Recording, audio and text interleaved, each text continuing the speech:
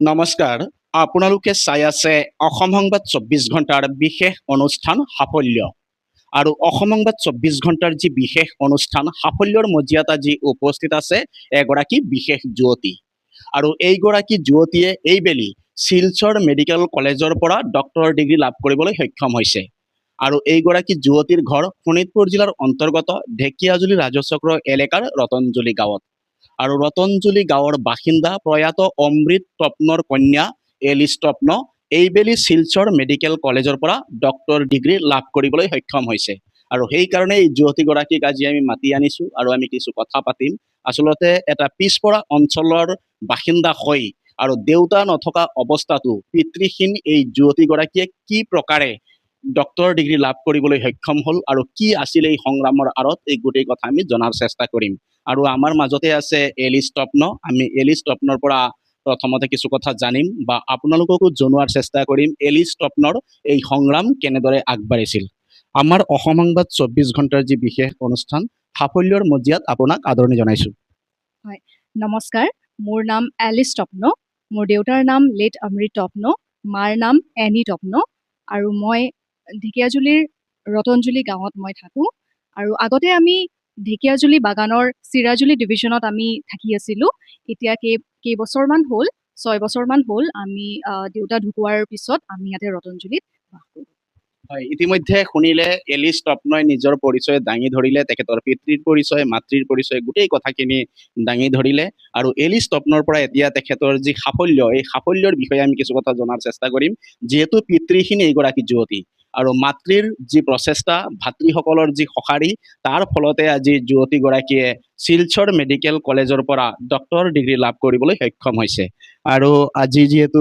আমাৰ মাজত আপোনাক মাতি আনিছো আৰু ইয়াৰ মূল কাৰণ হ'ল আপুনি পিতৃহীন এগৰাকী যুৱতী তাৰ পিছতো কিন্তু পিতৃ নথকাৰ পিছতো কিন্তু আপোনাৰ সংগ্ৰাম আপুনি বন্ধ কৰা নাছিলে আৰু এই সংগ্ৰামৰ পৰিণতি আজি আপুনি পাবলৈ সক্ষম হৈছে আৰু শিলচৰ মেডিকেল কলেজৰ পৰা আপুনি ইতিমধ্যে ডক্টৰ ডিগ্ৰী লাভ কৰিছে কি ক'ব আজিৰ দিনটোত অনুভৱ কেনেকুৱা বহুত ভাল লাগিছে কাৰণ ডক্টৰ হোৱাৰ সপোন মোৰ এই কেইবছৰ আগৰ নহয় মই যেতিয়া সৰু আছিলোঁ মই তেতিয়াৰ পৰাই মোৰ লক্ষ্য আছিলে যে মই ডক্টৰ হ'ম বুলি আৰু সেইবাবে মোৰ পৰিয়ালে মোক বহুত ছাপৰ্ট কৰিছিলে যি সময়ত মোৰ দেউতা আছিলে মই যেতিয়াই কওঁ যে মই ডক্টৰ হ'বলৈ বিচাৰোঁ মোক সদায় প্ৰোৎসাহিত কৰে মোক সদায় কয় যে তুমি পাৰিবা আৰু আমি তোমাৰ লগত আছোঁ বুলি আজি মই সঁচাকৈ দেউতাক বহুত মই মিছ কৰি আছোঁ কাৰণ থাকিলে আজি বহুত তেওঁ আনন্দত থাকিলে হয় আৰু সেয়াই মোক বহুত ভাল লাগিছে যে মই মোৰ সপোনটো মই পূৰা কৰিবলৈ পাৰিছোঁ আৰু দেখা গৈছে যিহেতু আপোনাৰ পিতৃ নাছিলে তাৰপিছত মাতৃয়ে আপোনাৰ এই সংগ্ৰামৰ সাৰথি হৈছিলে মাতৃ আচলতে কি ধৰণৰ কষ্ট কৰিব লগা হৈছিলে আপোনাৰ এই সফলতাৰ কাৰণে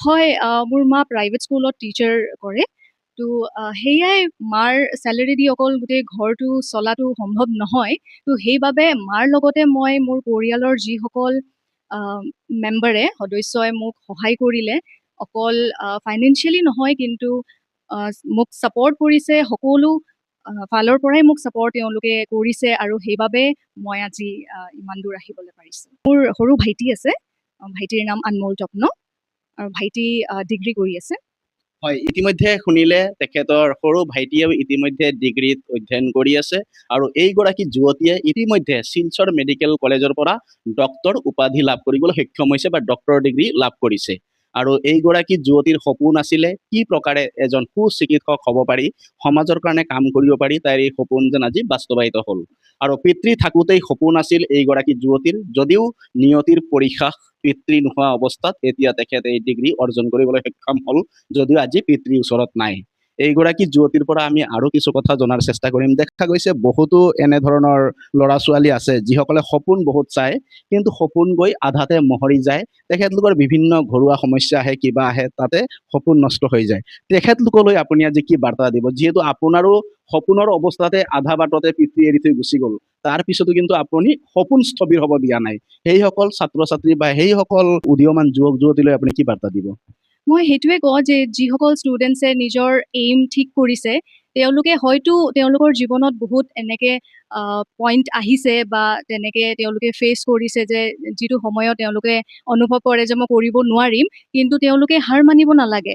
এটা পইণ্টত চবৰ জীৱনতে সেইটো ফিল হয়। মোৰ জীৱনতো যেতিয়া দেউতা নাছিলে, মই ভাবি আছিলো মই কেনেকাকে কৰিম, কেনেকাকে ঘৰখন চলিব, আৰু সেইবাবে মই নিজে আহ, পথ উলিয়াই ললো। মই টিউশ্যন কৰাই আছিলো, মোৰ 3টা 4টা বেটচ মোৰ টিউশ্যন আছিলে। মই টিউশ্যন কৰাই পেলাই মই ঘৰখনতো মাক মানে সহায় কৰি আছিলো। আৰু সেইবাবে মই টিউশ্যনৰ লগতে মই নিজৰ পঢ়াটোকো কণ্টিনিউ কৰিলো। মই নিজে ৰাস্তা উলিয়াই ললো, কাৰণ যিহেতু মই ঠানি লৈছিলো যে মই যদি হ'ম তেতিয়াহ'লে মই ডক্টৰে হ'ম। আৰু সেইবাবে যোনেই নিজৰ জীৱনত যি কৰিবলৈ ইচ্ছা কৰে, তেওঁলোকে নিজৰ ৰাস্তাটো নিজে বনাব লাগিব। তেওঁলোকে সকলোৰ নিজৰ এটা ষ্টৰি থাকে। আমি বেলেগৰ পৰা হয়তো প্ৰৎসাহিত আমি হ'ব পাৰোঁ, কিন্তু নিজৰ জীৱনটোক নিজে কোনফালে লৈ যাব লাগে, কেনেকাকে শ্বেপ দিব লাগে, সেইটো নিজৰ ওপৰত নিৰ্ভৰ কৰে, সেইটো বুলি মই ভাবোঁ। আৰু সকলোকে মই সেইটোৱে ক'ব বিচাৰোঁ যে তোমালোকে কনচিষ্টেণ্ট থাকা, নিজৰ পথটো তোমালোকে থিৰ কৰি পেলাই তোমালোকে চলি গৈ থাকা। এদিন না এদিন তোমালোকে নিশ্চয় নিজৰ ৰেজাল্টটো পাবা।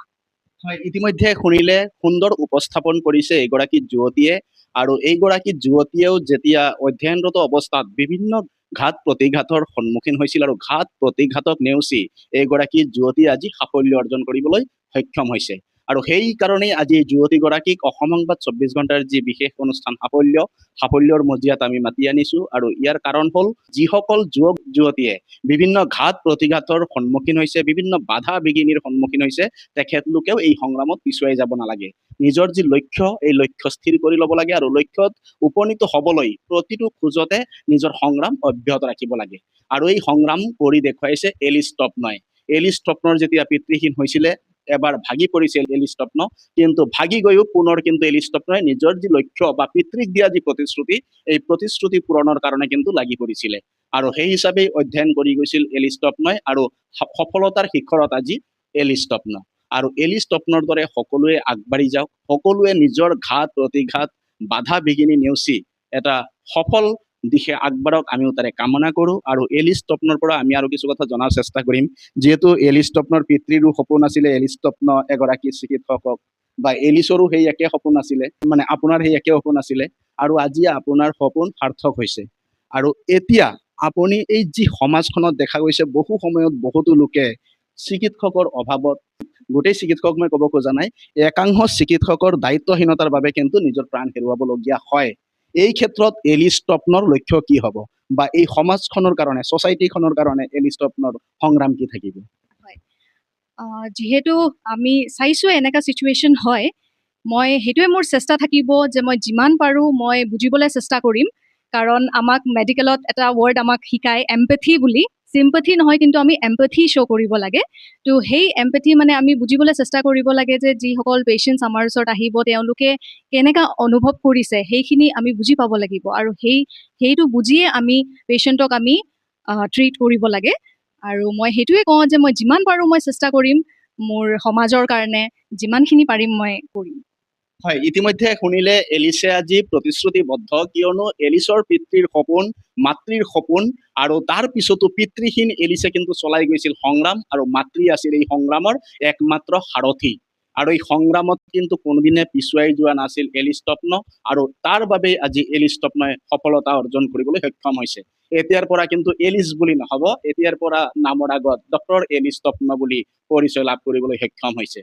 আৰু এলিছে নিশ্চয় সমাজৰ কাৰণে কাম কৰি যাব, যিহেতু তেখেতৰ পিতৃৰো সপোন আছিল এলিছে চিকিৎসক হওক, সমাজখনৰ কাৰণে কিবা কৰক। আৰু সেই ক্ষেত্ৰত এলিছে নিজৰ দায়িত্ব সদায় সততা আৰু নিষ্ঠাৰে পালন কৰিব বুলি কৈছে। আৰু এলিস টপনৰ যি সফলতা, এই সফলতাত আজি উৎফুল্লিত হৈ পৰিছে এই ৰতঞ্জলি গাঁৱৰ লোক। আৰু ৰতঞ্জলি গাঁৱতো আজি যেন এলিছক লৈ নিশ্চয় তাত এক উৎসৱমুখৰ পৰিৱেশৰ সৃষ্টি হ'ব।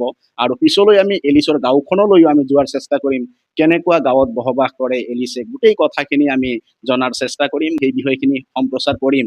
যে আমি জানা মতে এলিছ এটা পিছপৰা গাঁৱৰ পৰা উঠি অহা এগৰাকী যুৱতী, আৰু এলিছ কিমান পিছপৰা গাঁৱৰ আছিলে গোটেই আমি দৃশ্যখিনি আপোনালোকক দেখুৱাম।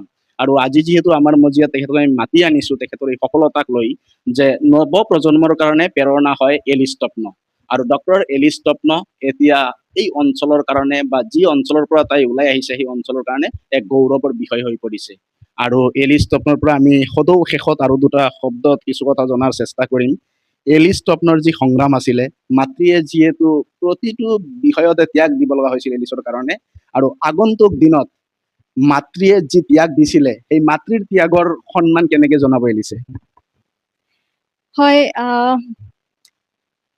যিহেতু মায়ে চাইছে মোকো কষ্ট কৰা আৰু ময়ো চাইছো মাক কষ্ট কৰা। যেতিয়া মই পঢ়িবলৈ বহো, মা মোৰ লগত বহি থাকে। ৰাতি 12টা হওক 1টা হওক, মই কওঁ তুমি শুই যোৱা, ভাগৰি গৈছা, কিন্তু তথাপিও তাই কয় যে নাই, মই লগতে বহি থাকিম, তুমি যাতে অকলশৰীয়া অনুভৱ নকৰা। যিহেতু দেউতা নাথাকাৰ পিছত মই বহু সময়ত এনেকা অকলশৰীয়া হৈ পৰিছিলো, সেইবাবে তাই মোক বহুত ছাপৰ্ট কৰিছে।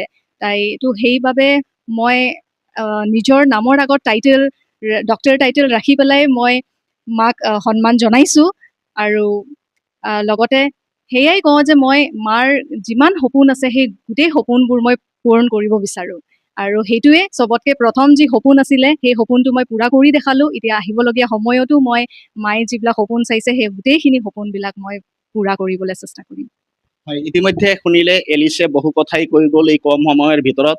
এই কম সময়তে এলিছে নিজৰ যি সংগ্ৰাম, নিজৰ যি এই সফলতাৰ সংগ্ৰাম কি প্ৰকাৰে আগবাঢ়িছিলে আৰু মাতৃ কি ধৰণে ছায়াৰ দৰে লগত আছিলে, এই গোটেই কথাখিনি ক'লে এলি ষ্টপনয়। আৰু এলি ষ্টপন, আৰু এলি ষ্টপন বুলি আমি ক'লে ভুল হ'ব, ডক্টৰ এলি ষ্টপনয় যি সফলতা অৰ্জন কৰিলে, আৰু আগন্তুক দিনত এলি ষ্টপন ৰাইজৰ সঁহাৰি হওক, ৰাইজৰ যি ধৰণে সপোন আছিলে, যি অঞ্চলৰ পৰা তাই ওলাই আহিছে সেই অঞ্চলৰ লোকসকলৰ যিহেতু সঁহাৰি আছিলে, সেই অঞ্চলৰ লোকসকলৰ যি সপোন বাস্তৱায়িত হওক, পিতৃৰ যি ছাইত থৈ যোৱা সপোন, এই সপোন বাস্তৱায়িত হওক, আমি তাৰে কামনা কৰিছো।